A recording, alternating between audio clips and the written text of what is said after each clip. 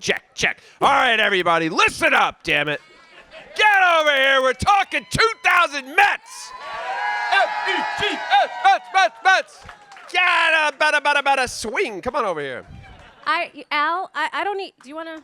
I'll sit there. Now you know why he's on TV all the time. I love this. But this is the handsome guy. Look at him. He's like a Barbie doll. And Turk. Is this even working? Okay, here it is. He used to have about 9 teeth around his neck. Now he's only got 2. He said he's losing his teeth. Yeah. You get old, you know. I love this. I don't have to do anything. You guys, I just want to hear you guys take this Total walk improv. down memory lane.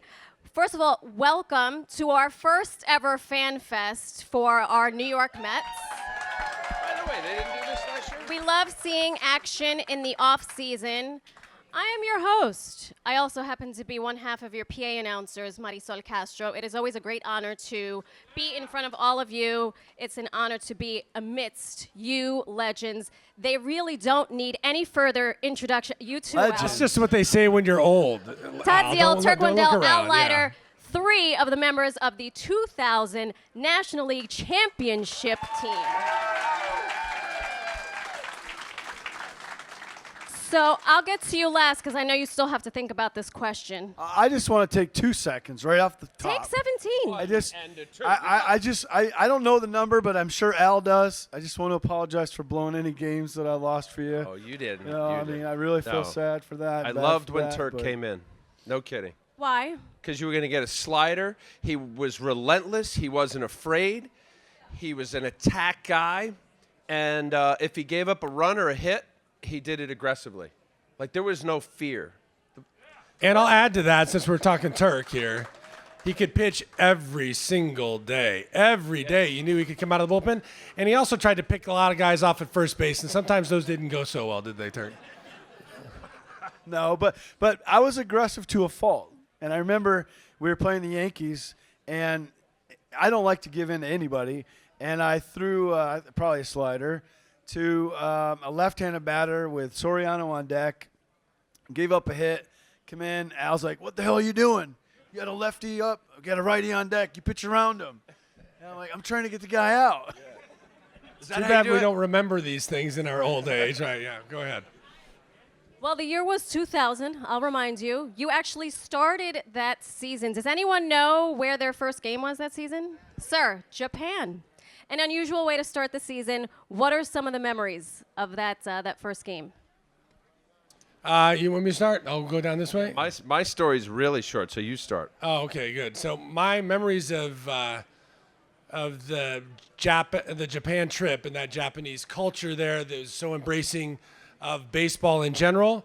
Benny Agbayani with an amazing game winner. I happened to be on base, so I got to see it from a good perspective. But what I really remember about that trip as much as anything is this guy, Mike Piazza, was already kind of revered in Japan, and we decided that we were going to take a train trip.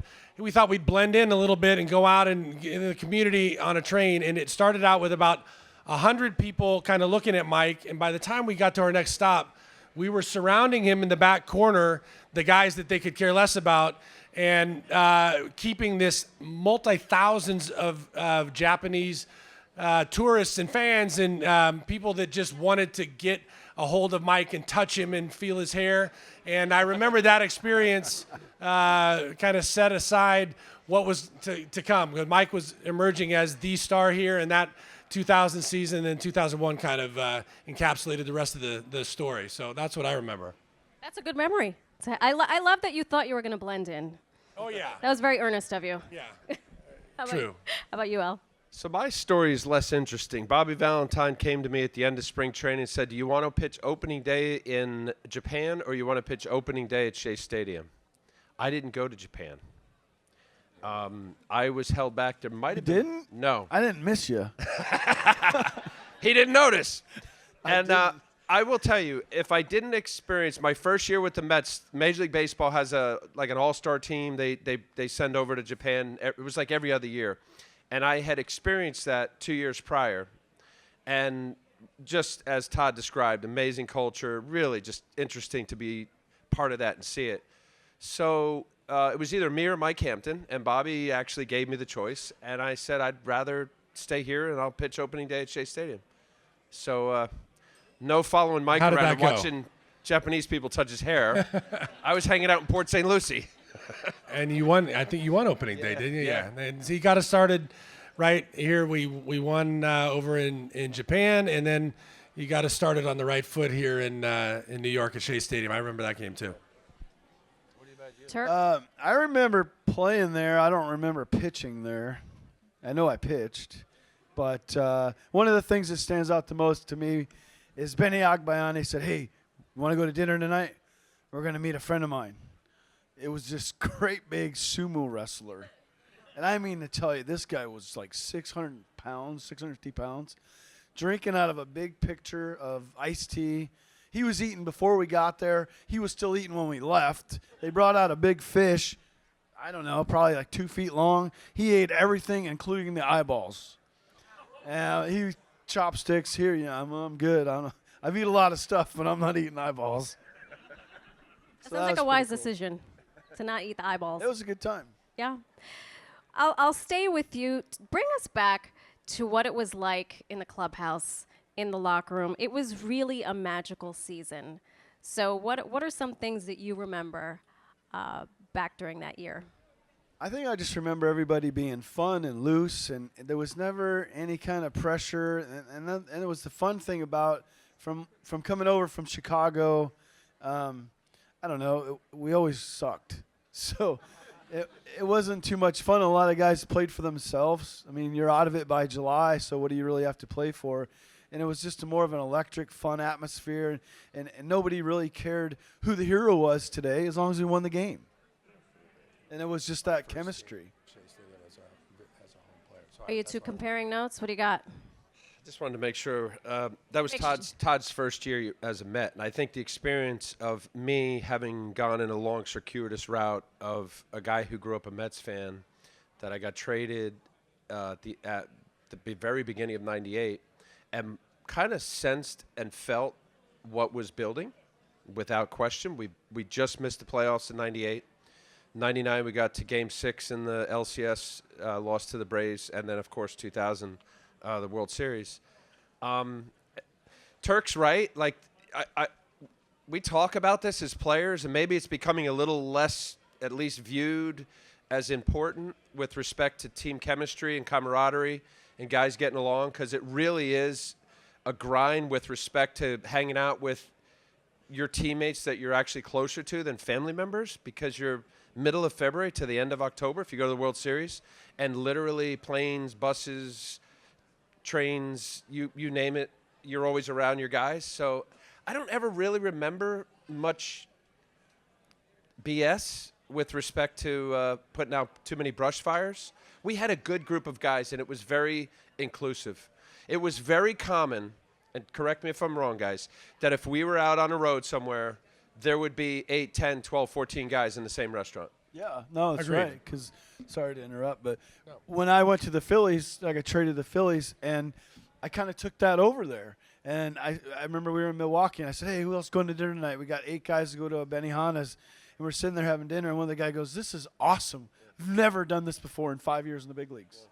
To just add on to that point, there's a saying in baseball among players, and this tells a lot about a team chemistry, to Al's point, that if the bus breaks down, there's going to be 25 cabs, meaning nobody is friends. Nobody's going with each other. You're put into a situation that you have to be in, and at the end of the season, you choose your own friends. This was a different team, and it's one of the teams that I often recollect, and it wasn't just because we won. It's because of the way we won, the way the team came together, and I think it made me remember something else in Japan that that I had never done before and have never done since. But Mike, myself, and Robin Ventura went karaokeing in Japan to feel the culture. I've got some video of that somewhere that I'm sure would be worth a good penny, Lot of because cash. Mike's doing some Guns N' Roses and really getting into Axl.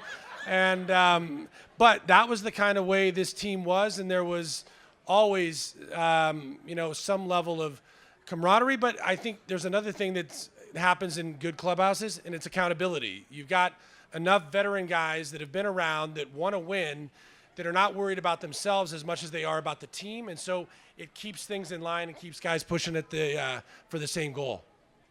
Along that same vein, you think about that year, you think about playing at Shea and the cohesion of that particular year in that team, and the motto that we've carried over to Citi Field, which is, you gotta believe, right? Even in the PA booth, when we're down and out, I'm looking at my spotter, Ninja, we gotta believe.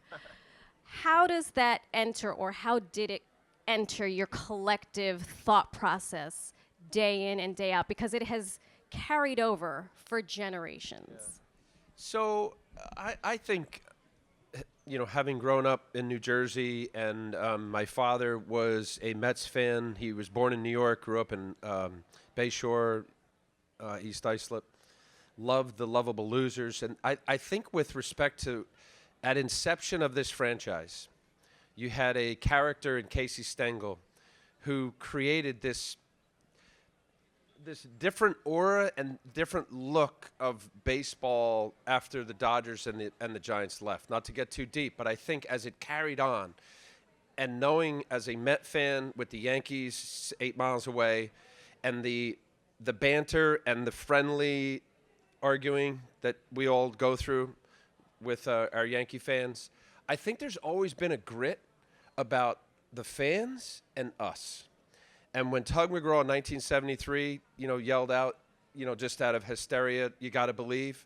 Like, I think there's always that feeling, at least my 7 years here, and even as a fan, that there's something to prove, and I'm going to show you. I don't know how you guys felt, but, there was always kind of a, oh, yeah, I'll show you. Oh, you punch me in the nose, I'm going to punch you back. Sitting in the bullpen, obviously, it's a different atmosphere. You guys are on the bench and you're playing in the game, and we're sitting there watching the game. We used to kind of joke around if it was 6th inning or something, or maybe even the 7th inning, and we might have been down a couple runs, and we'd always look at each other and go, we got them right where we want them. Because, hey, we're going to pull this out somehow, some way, and I think that's part of that whole you got to believe.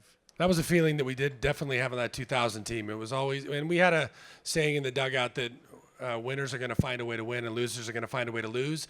And that was one of those times where we tipped the scales and felt like we were winners and we were going to be winners that season. And it didn't matter if we could get to Turk within a run or two, one way or another, we knew we were going to win that game. And that was the way we felt that whole season. And I think Alonso earlier today, when he was up here, said something that encapsulates, to me, what Mets fans are all about, and I think what we kind of feel as players playing for the Mets, and that's that Mets fans are all in. You hear people saying their fans are great or the fans are hard or whatever. It's different here than any place I've ever played because they're all in, win, lose, or draw. They're passionate. You may hear about it if you suck, which plenty of times I sucked. I heard about it, but at the end of the day, that level of accountability that you take to the fans is easier to do here because you feel like they're riding along with you. So there is definitely something about this fan base. Yeah. If I can jump on that, for me to be here as a player, it helped me push myself every day to be the best possible player I could be. I didn't want to let my family down. I didn't want to let my teammates down. And I sure as hell didn't want to let the fans down. Yeah. And then I went from here to Philly, and it was similar atmosphere, but not as good as the New York fans. And then I went to Colorado like a dumbass.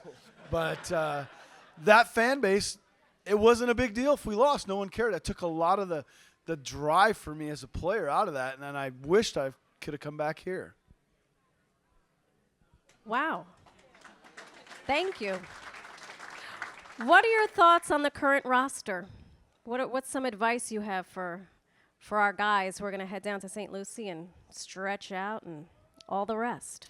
I'll start on this one. I mean, I got to watch this team really closely last year. I had, for the first time in like a lot of years since I retired, really, I had the ability and the pleasure to kind of really focus in on the day-to-day activities of what goes on, what's going on in the clubhouse, how this team is gelling. And you could see that there were some pieces that could potentially come together. But I think that second half of last season, led by guys like Alonso, led by J.D. Davis, coming out of nowhere and really showing himself as a star player. The way they came together last year, I think, suits this team to be very successful in the upcoming campaign because they're already confident, they're talented, they've got some pieces that they've filled in, and I think I don't know that I would have any advice for any of them. They're I think figuring it out on themselves, but don't rest on your laurels. Last year was not good enough. You still want to drive to be better, even if you have a great season. And Alonso talked about that today as well. His goals are still going to be lofty goals, even though he had great goals last year. He's not going to let that lapse happen. And I think that kind of drive is what makes teams continue to win. Agreed. Al? I like the team a lot. I like the depth in the rotation. The bottom line is they got the best starting pitcher in baseball. Yeah, I know there might be a couple people out there thinking there's a couple other guys, but Jacob deGrom is a beast, and everything he does is impeccable and something to admire. Pete Alonso is going to be one of the best power hitters.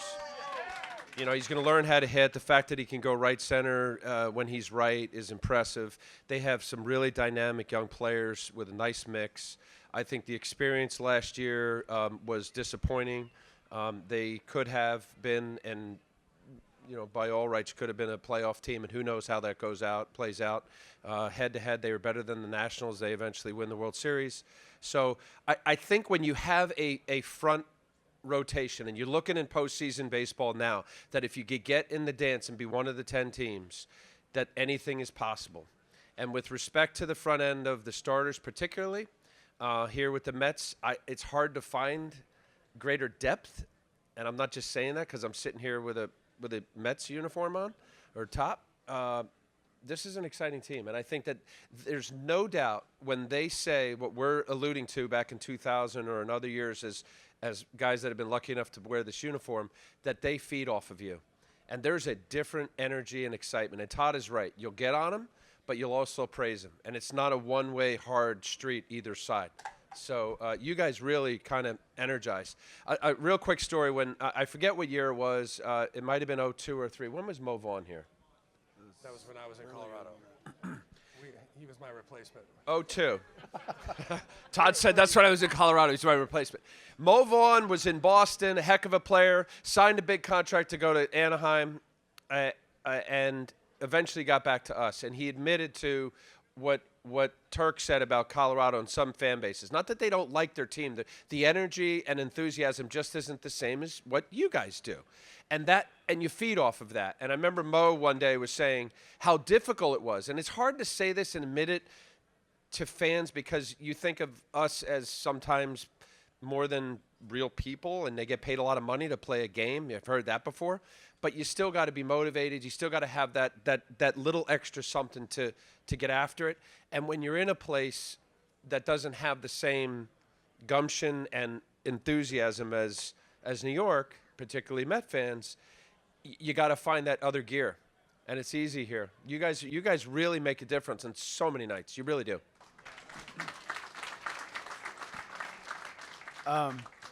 So I grew up in Western Massachusetts in the Berkshires. Red Sox fan my whole life. So therefore I hated the Yankees. And still do. But I said early on in my playing days in Chicago that I never wanted to play in New York because I hate the Yankees and I'm a small town guy and I don't like big cities. So when I got traded here, it was very intimidating. But it was the best thing that ever happened in my career. The best thing that ever happened in my career. And a lot of that is a tribute to you fans, like I just said. And, getting back to the question of what this team, simple yes or no question. You played what, 18 years, 20 years, 50 years? Yeah, 16 plus years. You guys played, way twice as much as I did. You had a routine, yes or no? Sure. Every player's got a routine, yeah. I've found as a player that helps longevity, having a routine. And a lot of these younger guys on the team, they need to figure that out. And you tweak it with success and failure throughout your thing. But I think from watching different guys over the years, I think after about the 4-year mark, some guys get it and some guys don't. And that's why they kind of peter out, because it's not just a long, grueling season, like Al said, from February to hopefully through October. It's not just that physical grind. It's the mental grind, too. Mm-hmm. And some guys would get on me for maybe going fishing in the morning or going hunting in the morning or golfing sometimes. But to me, that's what kept that fire going, and I couldn't wait to get to the ballpark. And I couldn't wait to go fishing one day, or I couldn't wait to go golfing one day. But it keeps that. You don't want to have that whole monotonous thing of that grind and the dog days of August kind of get to the guys. Well, thank you three so very much for your generosity, your wisdom, your insight, ladies and gentlemen. Turk, Wendell, Leiter, and Todd Zeile. This is over already? Sorry, dude. We got to move on. What about Love the you. World Series? Out. What about Thank you all for attending. Don't go anywhere. Mike Janela will be up in just a few minutes. He's got some tricks up his sleeve.